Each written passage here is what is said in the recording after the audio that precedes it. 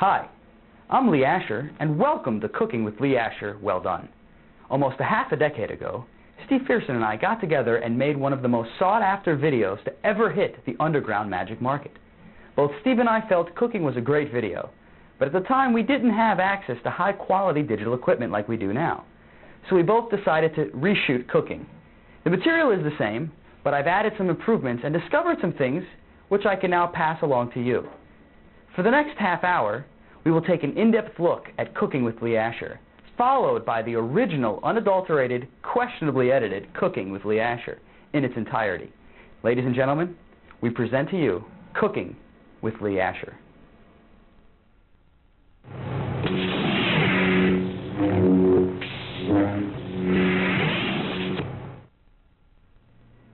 All right, let's play a little game with your subconscious.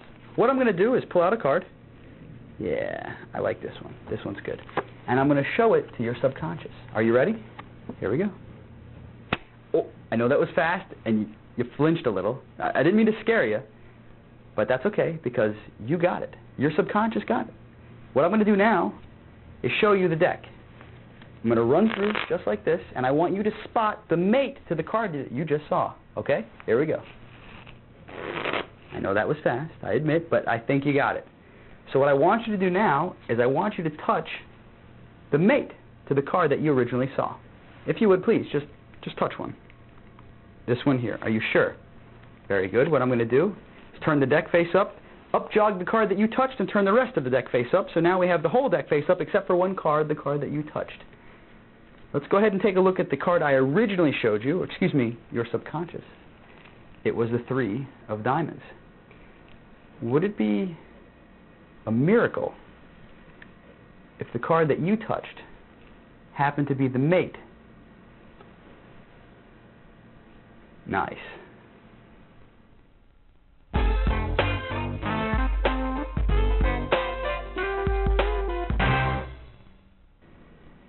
Okay, now for the explanation. Before I go any further, I'd just like to credit Harry Lorraine. He originally came up with this force, but when we originally filmed Cooking with Lee Asher, I wasn't aware of this. So he calls it the flip force, and I understand that it's been in his files for years. And it's originally based off of the Hofstadter under the spread force. But basically, you're forcing the bottom card. So let me show you. First, you can have the spectator shuffle the deck, mix it up any way they'd like, and then you get the deck back, and you want to find any mates, any 2 of a kind sitting together, like the black 7s, for example. And what you're going to do is use one of the 7s for their subconscious, and the other 7 you're going to force. So you're going to bring that to the bottom of the deck. Okay, so that's at the bottom, and this is the card that you're going to use to show their subconscious. Now what you're going to do is just mess around a bit. This has absolutely nothing to do with the routine other than the build-up, is to flick the corner of the card. The louder and the closer to the spectator, the better, because you want them to jump. All right? Now this is the force. All you're going to do is spread through, have them touch a card. Let's say they touch this one, for example. As they touch the card, you're going to shift the bottom card, side jog it to your right. I'm a lefty, so I'm side jogging it to my left, but you're going to side jog it to your right because you're right-handed. Okay? I'm going to side jog it to my left, and then I'm going to use my fingers and the card to flip this portion of the pack face up in my hand. So if you can see, the card is being added to the pack as I flip the pack. Got that? Everyone see? All right. So they touch the card. That flips. You take the card that they think is theirs, which is actually the force, up jog it, take the rest of the deck, turn it face up. Now this is my variation to Harry's force. Harry never had that part. That's what I'm adding, okay? So let me do it one more time. They touch a card, you jog the card over, and use it to flip this pack, up jog, turn the rest of the deck face up, and spread. Now what you can do is show them that they touched the 2 mates. And that is may the force be with you.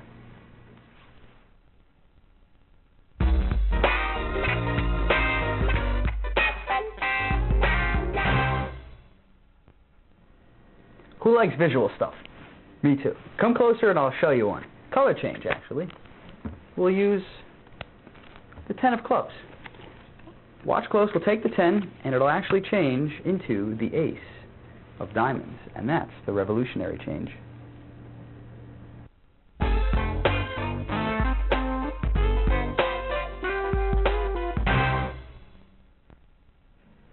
Okay, Okay, here's the explanation. Come a little closer. What you're going to do is double lift. Oh, before I go on any further, I'd like to say that Ross Bertram had something very similar. Not the same thing, but very similar. So I'd like to credit him. You're going to take, this is the 8 of clubs. Now, while you're showing it this way, you're going to actually take this second card, the card that they don't see, and get it into Tenkai. So you're going to show it and revolve it around. You see how it's in Tenkai? I'm going to show you. You're here, revolve it into Tenkai, and bring it around. So now you're in this position from the front. What you're going to do now is take this card and switch it with the card in Tenkai, just like that. So the card that you're switching out here, we'll do it with this one. This card is being put back into Tenkai as this one's being pulled out of Tenkai. Okay? And that is a revolutionary change.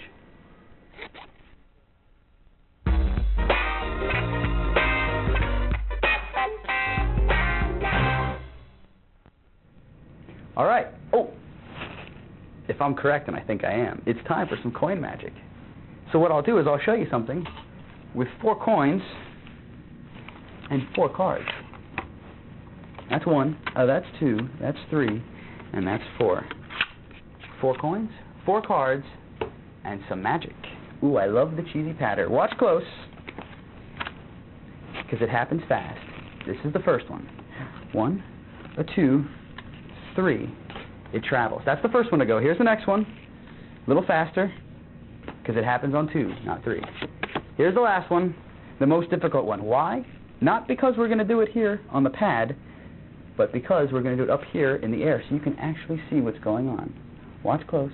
A 1, a 2, a 3. The coin actually vanishes right down underneath the card, and that is Hole in the Head.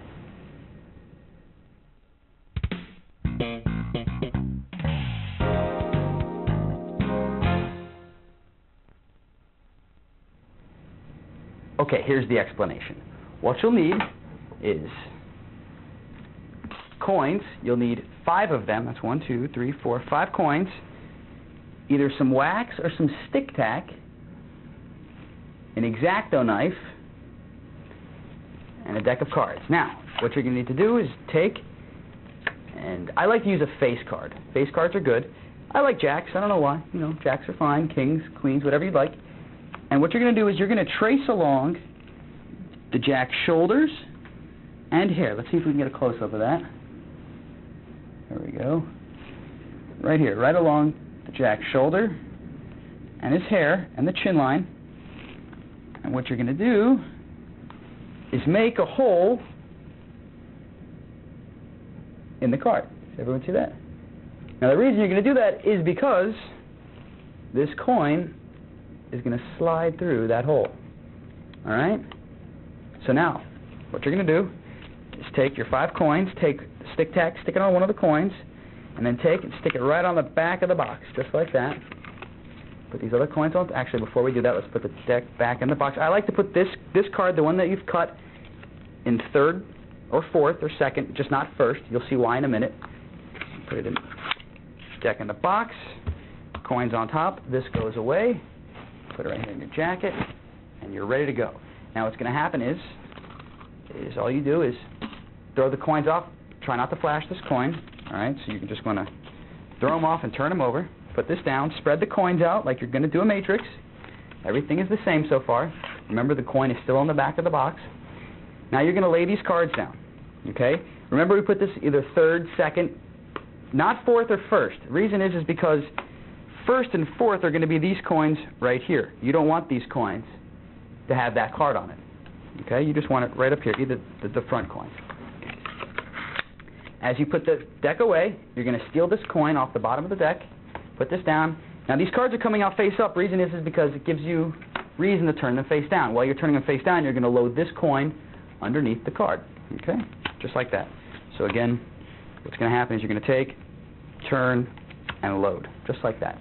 Now everything's the same. It's very standard. All the coins are there. You've got an extra one here. Everything's standard with this regular matrix. You're going to hold this back, you know, pick this up as you let this one go. So that's the first one. And you transfer. Same thing. Everything's the same. Everything's standard. Now, the last one's different. You're going to pick this up off the table, and you're going to stick this coin in that slot. Okay? But you're going to cover it with your fingers. So get stuck in, cover with the fingers, show them you can get right in their face. And all you're going to do is with your thumb, pull back. All right, so from the front, it looks just like this. You're going to try to cover that so they can't see it. And it's gone. Okay, so again, really fast, boom, it's vanished. Now you're down here, everything's done, and that is it. Now what you can do is you can clean this up by turning this over, putting in a finger palm, throwing the cards down, and that's it. Any way you'd like to end it, that's it. That's Hole in the Head. Thank you very much.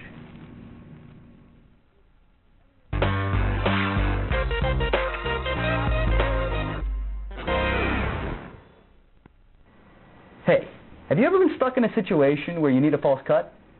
Yeah, no, me neither. But I got a really cool one if you want to see it. It's called fabrication, and it looks like this.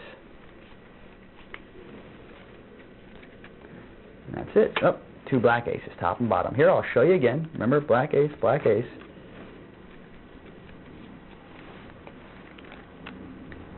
Hey, and if you want to see that again, rewind the tape.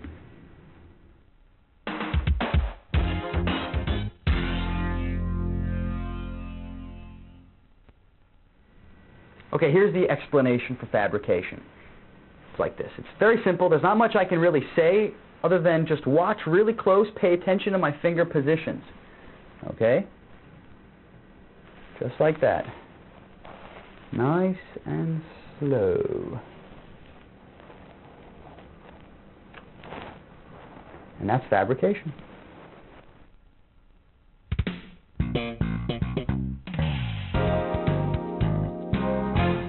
And now for my favorite effect. Actually, it's probably my most requested effect as well. It's called the Asher Twist, and it looks like this. Uses 4 aces. The ace of spades, the ace of diamonds, the ace of clubs, and the ace of hearts. Watch close, because all you have to do is just shake, and they start to turn face down. That's the first one. You shake again, ace number 2. Shake again, that's ace number 3. One last time, that's ace number 4. Now this is crazy. If you take one of those aces, let's say the ace of diamonds, for example. If that goes face up, they all go face up. And if that goes face down, yep, you got it. They all go face down, and that's the Asher Twist.